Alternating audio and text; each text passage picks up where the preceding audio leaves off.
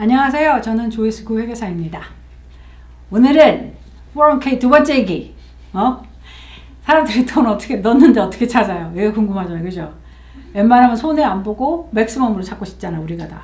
그죠? 그거에 대해서 손님들이 물어본 거. 내가 원할 때 아무 때나 찾을 수 있는지 그거를 또 물어보셨어요. 그러니까 내가 돈이 필요한데 지금 넣고 있었는데 돈이 필요해서 중간에 그 돈을 찾게 될 때는 어떤 방법이 있는지 그거를 다 위조를 해야 되는 건지 아니면 그대로 어떤 방법이 있는지 좀 알고 싶어요. 그러니까 401k를 넣을 때 조금 조심하셔야 되는 게 이제 그거야. 내가 원하는 대로 마음대로 왔다 갔다 할 수가 있는 돈이 아니에요, 이게. 그렇기 때문에 어떤 정부에서는 혜택을 주는 거지. 그러니까 이건 뭐냐면 정부에서는 이걸 만들어 놓고 이런 어떠한 새로운 코드를, 법을 만들어 놓고 그러고 나서 여러분 이거 활용하세요. 그런데 중간에 해지하지 말고 쓰지 마세요. 은퇴해서 정부한테 돈 달라 하지 마세요. 이거거든, 결론은. 그러니까 우리가 자꾸 넣어놓고 뺐다 뺐다 하면은 얘네는 싫은 거야. 그럴 수밖에 없죠. 그러니까 이제 은퇴하고 나서 써야 되는데 근데 이제 우리가 401k를 들었는데 중간에 그만두거나 이제 해지하는 경우가 세 가지 정도가 있을 수 있어요. 하나는 은퇴를 하는 거. 그러면 굉장히 자유롭죠. 59.5세가 지나서 은퇴를 하면 내 돈이니까 뭐 내 맘대로 하면 되니까 페널티가 발생하지 않아요. 그런데 저번에 얘기한 것처럼 traditional 401k 넣었으면 다 taxable income이니까, 그죠? 내가 찾는 그만큼, 이해 찾는 그만큼이 다 텍스를 내야 되는 돈이니까 조심하셔야 되는 거지. 그러니까 은퇴하신 분 중에 갑자기 다 찾으신 분이 간혹 있어요. 그거 다 텍스를 내야 되는 걸 모르고. 그러니까 요거는 굉장히 조심하셔야 되는 거지. 두 번째는 여기 회사 일했는데 회사 옮기는 경우도 되게 많잖아요. 이 401k 여기 있는데 어떻게 하잖아요. 요거는 세 가지로 결정이 돼. 401k는 내가 회사를 옮겼으면 이전 회사의 401k를 그냥 둬도 돼요. 근데 이거는 뭐냐면 그 회사 플랜 다큐멘트에 따라서 이것도 해결이 돼요. 그러니까 어떤 플랜은 뭐라고 하냐면 어느 금액 이하, 예를 들어 5,000불이면 5,000불, 10,000불이면 10,000불 이하면 무조건 내보내는 게 있어요. 회사를 그만뒀어? 그러면 가져가세요 하고 보내. 그런 게 있고 하나는 내가 나 새 회사로 갔으니까 글로 옮겨줘요. 롤오버 하는데 새 회사의 401k로 옮겨갈 수 있어요. 세 번째는 나 새 회사로 옮겨갔는데 내가 회사로 옮기지 말고 내가 개인 IRA 어카운트를 열었으니까 글로 넣어줘요. 이렇게도 롤오버를 하면 directly 롤오버를 하면 텍스가 발생하지 않아요. 그 대신에 텍스 보고는 해야 돼서 이렇게 옮겨주는 거를 할 때마다 그 돈을 401k를 가지고 있던 회사에서 1099R이라는 걸 이슈해. 그러니까 그거를 가지고 텍스 보고를 하면 텍스 보고는 텍스는 발생하지 않지만, 그죠? 텍스 보고는 하셔야 돼요. 그래야지 이제 이 출처가 어떻게 되는지를 알게 되는 거지.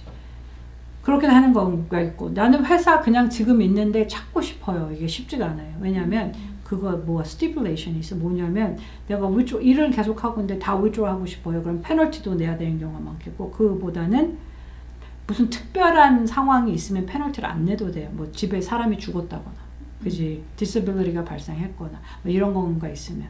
근데 그렇지 않을 경우에는 그 회사 플랜 다큐멘트에 따라서 적용이 되는데 페널티가 59.5세가 아니면 작용을 하죠. 그런데 그거는 아니고 나 지금 집을 이번에 사야 되는데 예를 들어 다운페이가 좀 필요해. 그러면 로운 형식으로 가져갈 수가 있어. 내 돈을 내가 넣었는데 내가 조금 뺐다가 다시 넣을게요. 요거거든. 그렇게 하실 수 있어요. 근데 내가 보통 이제 넣었는데 요거의 리미테이션은 뭐냐면 내가 갖고 있는 그 asset value 왜 50%나 맥시멈 5만 불까지 밖에 못 가져가. 그러니까 내가 거기에 10만 불이 있으면 50%가 5만 불이잖아요. 그러니까 5만 불까지 론으로 뺄 수가 있어요. 그건 무슨 뜻이냐면 내가 갚을게요 이 뜻이겠지. 다시 넣을게요. 거기에 이자가 발생이 하나? 이자가 발생하죠. 근데 내가 만약에 밸류가 4만 불밖에 없어 지금. 근데 나 4만 불 다 쓰고 싶어요. 못 써. 50% 2만 불이잖아. 5만 불이나 50% 그 중에 작은 거가 적용돼. 그러니까 그거 2만 불밖에 못 찾는 거지. 그런데 돈 찾으면 거기서 이자 내라고 하잖아. 여러분 생각이 어때요? 내 돈을 내가 빌리는데 무슨 또 이자까지 내라고 그러잖아요. 근데 이거는 이자를 누구한테 내는 거냐면 본인 스스로에게 내는 거예요. 그거 어떻게 책정되냐면 예를 들어서 자기가 지금 30살이야. 30살.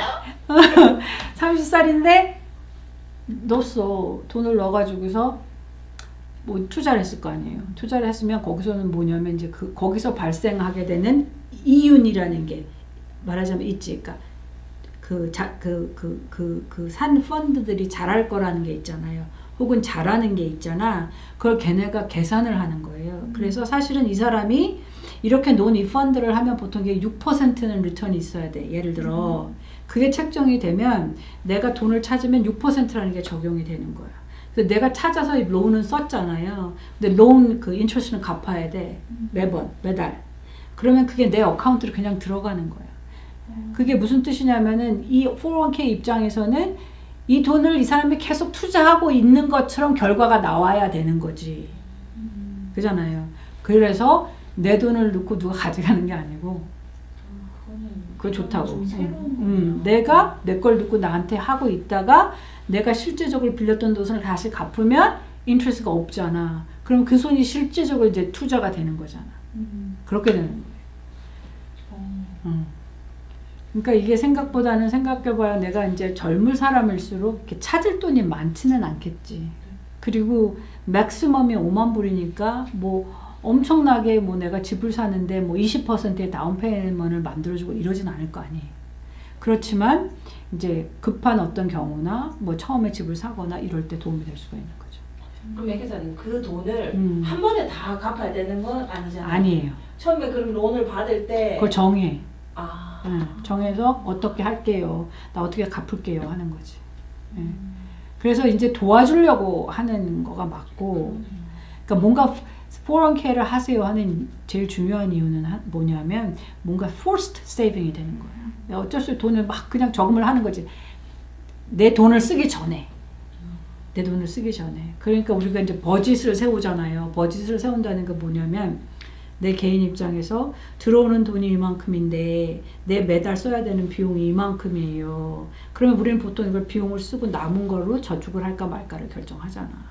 근데 401k를 들게 되면 돈이 월급이 이만인데 벌써 빠져서 오는 거야.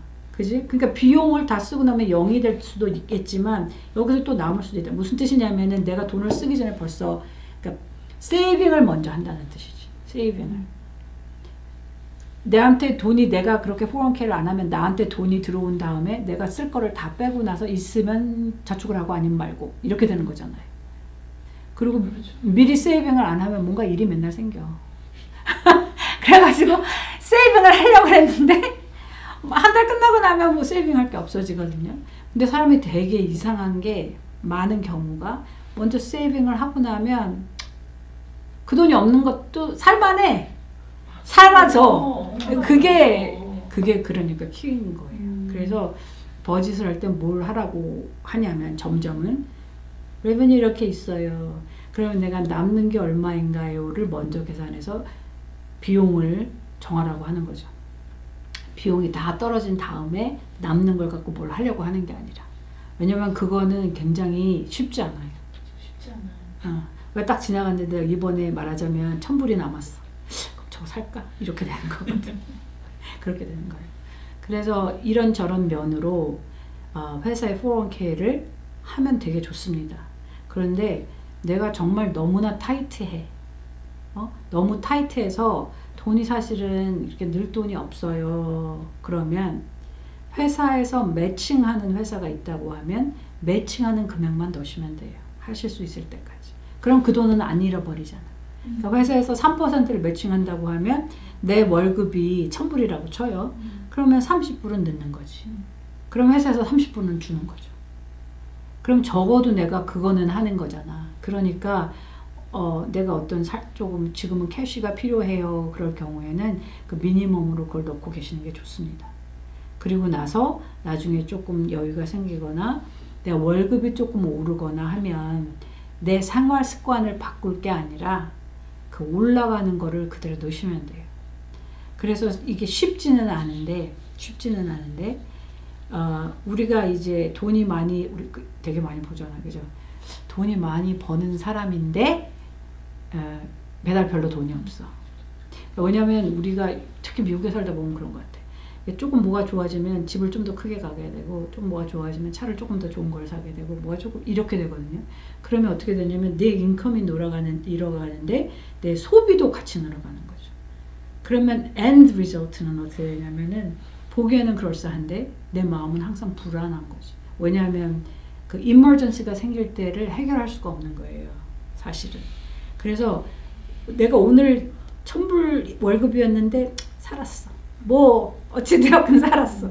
그러면 내가 살 수 있다는 뜻이잖아요. 내가 그 소비 습관을 킵을 하는데 내 인컴이 늘어나면 그걸로 은퇴를 준비하거나, 은퇴하는 돈은 말씀드린 대로 이렇게 좀 한정이 되어 있어. 내가 원하는데 다 뺏어 쓰지 못한다고요. 그러면 일정 부분은 뭐 투자를 한다거나 저축을 한다거나 해서 내 생활 습관을 바뀌지 않고 늘어나는 인컴을 잘 관리를 하면 이제 좋은 일들이 생기는 겁니다.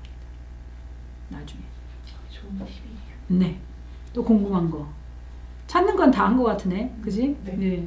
그래서 이게 뭐가 이렇게 되게 궁금하고 나 이거 할 수 있어요 없어요 하는 궁금점이 생기시면 회사 HR에 연락해서 물어보시면 되고, 그리고 이제 저희 회사가 하는 일은 이제 저희 손님의 대부분이 비즈니스 오너시잖아요.